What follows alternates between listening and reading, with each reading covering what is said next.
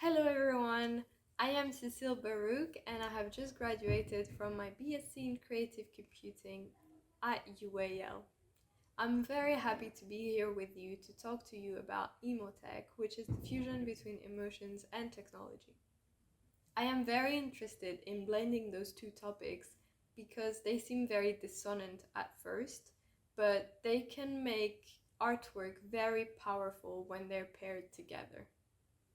First of all, we'll do a quick sketching exercise to think about how emotions relate to technology.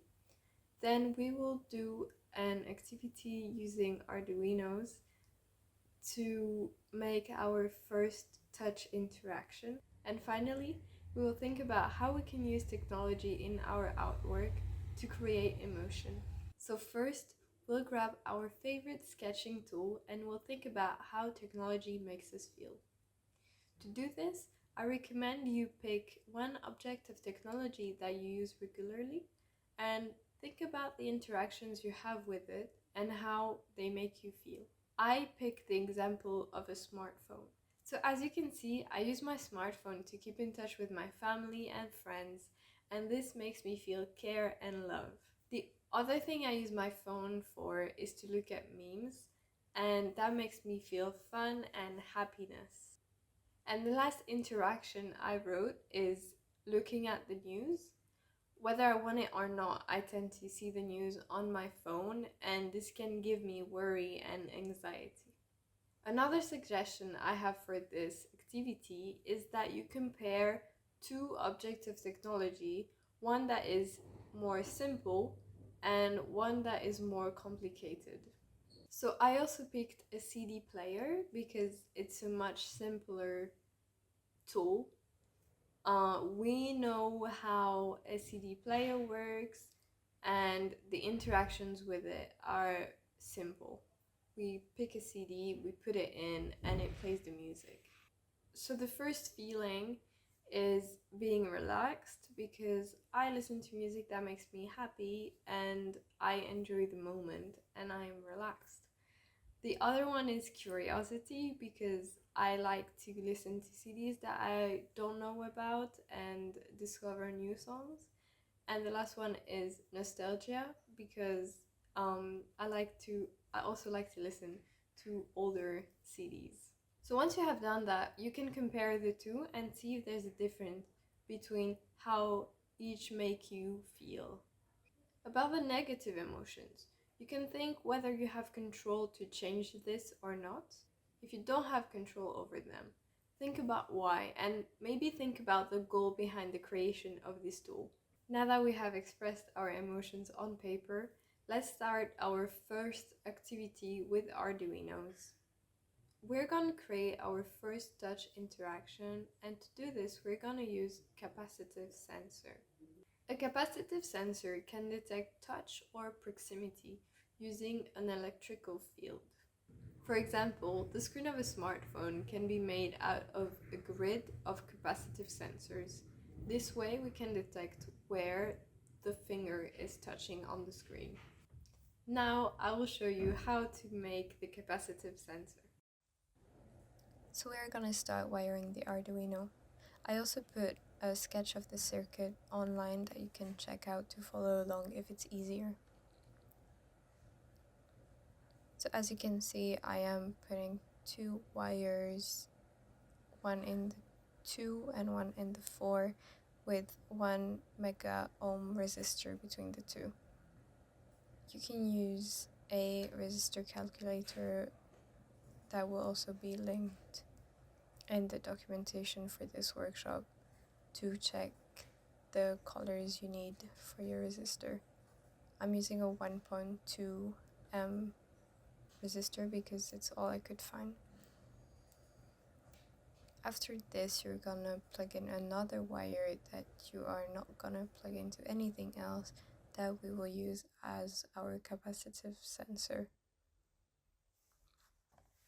So now we're switching to the code. To write this code, you will need the Arduino IDE that will also be linked in the documentation that you should download, and you have to write your code in this. This code includes the capacitive sensor library that you can find here on the IDE and that you should include. So once you have done that, you can look at the code. I put this code online as well that you can just use for this workshop. So after writing this code, you can compile it and upload it to your Arduino. When it uploads, you'll see the Arduino blink.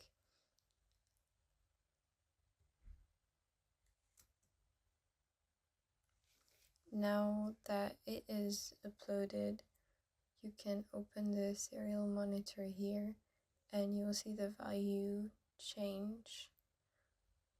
You will see that when you're touching the wire, the values will jump to be much higher. And we will use this value change to decide how to light the LED. So we're not gonna add the LED to our circuit. Again, you can check out the sketch to understand better what I'm doing because it's a bit hard to see. But I am plugging in the LED with a 220 resistor.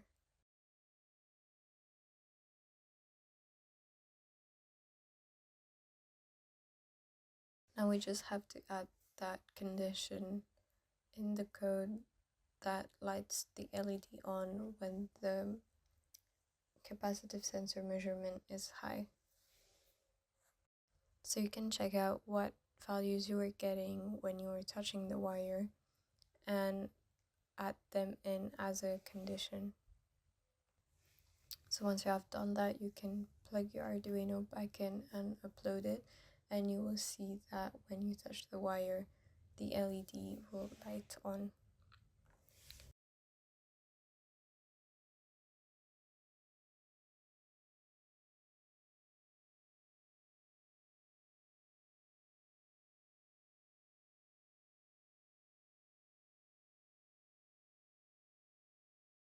You can also experiment with different materials. So here I have conductive fabric that I am gonna plug in with the wire that we used earlier. And the values are gonna be different between touching just the wire and touching the fabric. So you can try it out, see what values you get, and change the condition in your code to make it work. I have also tried putting paper between my hand and the fabric, and as you can see, you can also make this work.